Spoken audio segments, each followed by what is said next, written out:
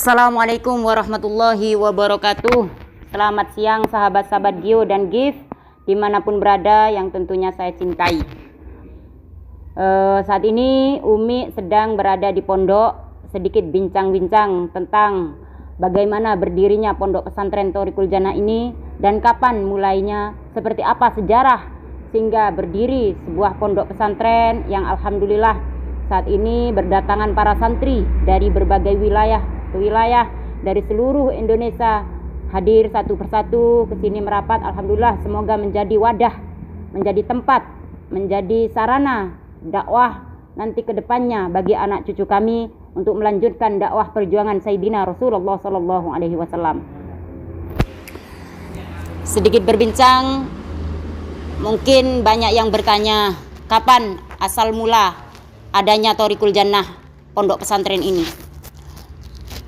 Singkat kata mungkin ya, sebelum adanya majelis Thoriqul Jannah, di awal mula kami sebelum ada pondok ini kami mendirikan sebuah majelis, yaitu Majelis Thoriqul Jannah. Kami memilih nama Thoriqul Jannah yaitu Jalan Menuju Surga.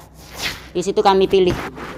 Pondoknya pun kami juga namakan Pondok Tahfidzul Quran Thoriqul Jannah. Beberapa tahun kemudian setelah majelis berdiri, kami mendirikan pondok pesantren. Kenapa kami mendirikan pondok pesantren? Bermula saat Gus Idris itu kuliah, ya. Saat Gus Idris kuliah, di situ ada seorang anak yatim yang udah ditinggal oleh ibunya, ikut sama Gus Idris. Dan kita tampung di sini tanpa kita pungut biaya, kita tanpa mengambil uang untuk makannya.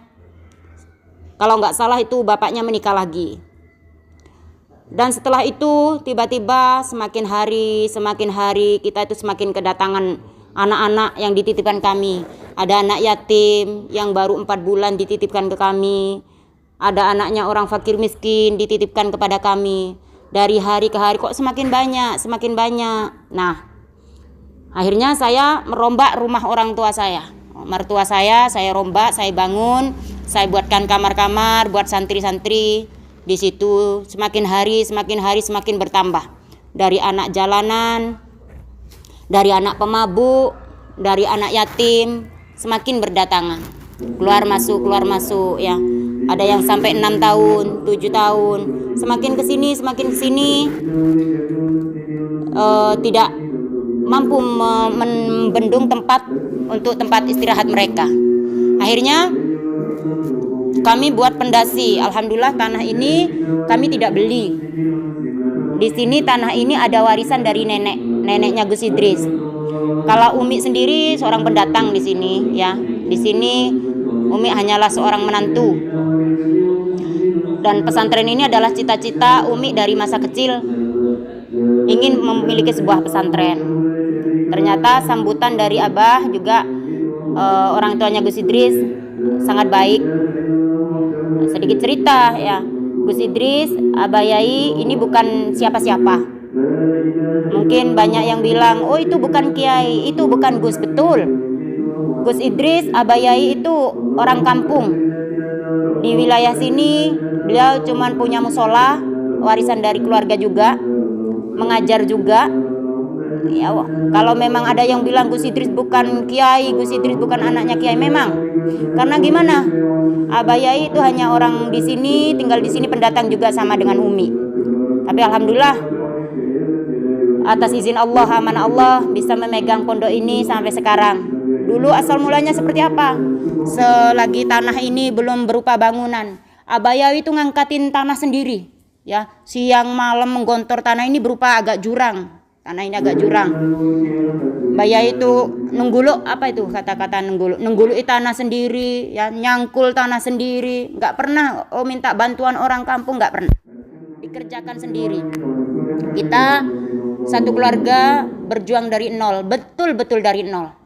Yang dimakan sampai nggak ada, ya, demi mempertahankan ini. Demi mempertahankan perjuangan pondok dan majelis ini.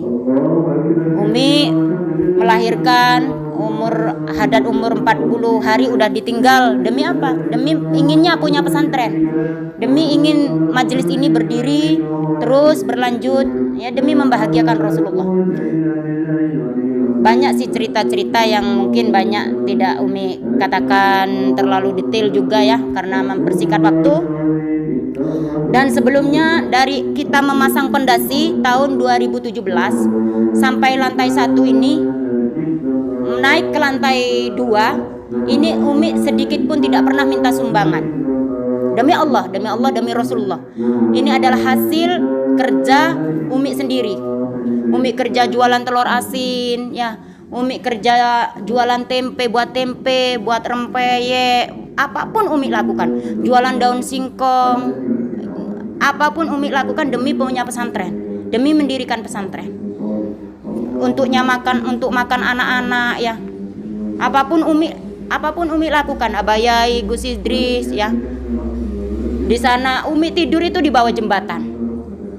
Umi kerja di luar negeri, ya, berpisah dari Gus Idris, dari Umi menikah, berpisah. Kadang Gus yang ke Hong Kong menyusul Umi, kadang Umi yang pulang. Umi hamil besar, dari Umi hamil pertama Gus Haddad itu tidak bersama Gus Idris. Umi berjuang di sana sampai ada angin topan, itu apa ya? Mau kejatuhan kayu besar sekali, angin topan 10 di sana itu. Sama perut Umi udah membesar sekali 7 bulan. Umi disuruh pulang sama Gus Idris, belum mau pulang karena inginnya mendirikan pesantren ini berjalan dengan lancar di situ. Dan di saat Umi hamil 7 bulan Gus Haddad, Umi pulang melahirkan. Umur Gus Haddad itu 40 hari Umi tinggal lagi. Makanya demi Allah, demi Rasulullah, Umi tidak pernah meminta sumbangan sama siapapun saat mendirikan pondok pesantren. Kami satu keluarga, saya, Abayai, Bunyai, Gus Idris, alhamdulillah ada Ustadz Farhan, mati-matian bagaimana ingin berdirinya pondok pesantren ini. Tanpa harus minta sumbangan ke orang kampung, tanpa harus minta sumbangan ke pemerintah, berdiri sendiri. Sampai Umi itu jarang tidur. Gak pernah tidur, jatuh bangun, gak pernah menyerah karena tujuan apa? Ingin sekali di saat orang-orang masih banyak jauh dari Allah, bagaimana caranya dekat dengan Allah dengan berdirinya pesantren. Alhamdulillah saat ini pesantren ini bisa terlihat seperti ini baru. Masang pondasinya aja itu Umi berhenti sampai 1 tahun lebih, gak bisa melanjutkan lagi. Karena apa? Uang hasil Umi kerja, hasil Umi di sana usaha. Ada juga yang membantu Umi, tapi ya seperti itulah. Umi jualan tempe, jualan pisang goreng, jualan nasi, jualan kue-kue, nggak pernah tidur. Di sana nggak pernah tidur. Tidur Umi itu di bawah jembatan, tidur Umi itu di tempat sampah. Nggak pernah tidur di jalanan. Demi apa? Demi memberi makan anak-anak yang ikut Umi. Dan itu Umi nggak pernah bercerita kepada santri, nggak pernah bercerita. Yang tahu hanya Gus, Bunyai, Abayai, Mbak Hikmah ikut pernah ke Hong Kong dengan susah payah seperti ini. Makanya apa ya, Umi berharap, Abayai berharap, ya, Gus Idris berharap semoga nanti di saat Umi udah meninggal, Gus Idris udah meninggal, Abayai udah meninggal, Bunyai udah meninggal, pondok ini menjadi ladang tempatnya untuk menuntut ilmu bagi generasi-generasi yang akan datang, khususnya betul-betul dijadikan tempat yang bermanfaat untuk kepentingan dunia dan akhirat. Tuh, masih banyak sekali sejarah. Habis gitu Umi sampai hamil adik Busro, gak pulang. Kenapa? Karena ingin pembangunan ini terus berjalan, gak sampai berhenti. Umi lahirkan Busro di Hong Kong. Waktu Umi melahirkan itu Gus Idris ke sana. Pagi hari subuh Umi melahirkan, jam 8 pagi Gus Idris harus pulang ke Indonesia. Gus Idris nangis waktu itu. Anak saya baru lahir, saya harus aku nggak mau balik, tapi saya suruh pulang. Karena apa? Di Indonesia majelisnya 40 malam syafari udah menunggu. Jadi saya pilih udah, anakmu bersama saya dijaga oleh Allah, kamu pulang. Di dalam pesawat itu video call nangis terus. Yang satu memilih dakwah, yang satu adalah keluarga. Saya bilang kalau kamu memilih dakwah, insya Allah keluargamu akan mengikutimu. Tapi kalau kamu mempertahankan keluarga, dakwahmu akan hancur. Alhamdulillah sekarang kita dikumpulkan, dipertemukan, karena alhamdulillah semoga terus kuat. Mungkin ada pertanyaan. Untuk saat ini program yang paling diunggulkan yaitu ilmu hikmah. Nah, ilmu hikmah karena memang untuk saat ini tempat masih belum betul-betul memadai antara tahfidzul Quran, kitab, tapi alhamdulillah guru-gurunya udah datang. Baik yang mau tahfidz Quran, mau kitab, mau ilmu hikmah. Walaupun saya dan Gus Idris sering keluar kota tidak akan mempengaruhi teman-teman yang ingin nyantri di sini. Seperti itu ya.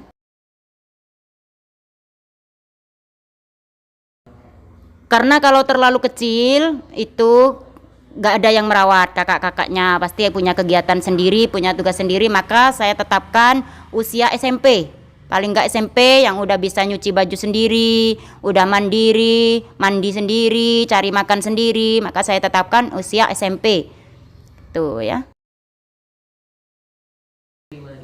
Dua-duanya, putra dan putri, terbuka untuk siapapun, tidak pilih-milih. Mau laki-laki, mau perempuan, mau usianya udah dewasa mau belajar ilmu hikmah, monggo. Kita tidak memilih dari kalangan manapun dan dari segi umur berapapun kecuali di bawah SMP. Kami belum bisa menerima karena belum ada yang merawat. Gitu.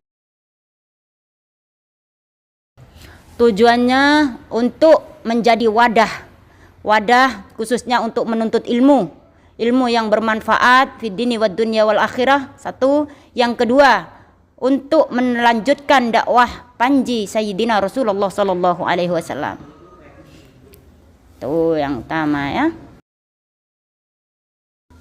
Harapan dari Umi pribadi, saya berharap santri yang ibarat kata dulunya sebelum masuk ke Thoriqul Jannah ini adalah seorang preman, narapidana, mantan narkoba. Semoga adanya Thoriqul Jannah ini nanti keluar alumni Thoriqul Jannah menjadi orang-orang yang bermanfaat fid dini wad dunya wal akhirah, keluar membawa ilmu yang bermanfaat, menjadi anak-anak yang soleh, generasi-generasi kebanggaan baginda Rasulullah sallallahu alaihi wasallam. Itu harapan Umi ya.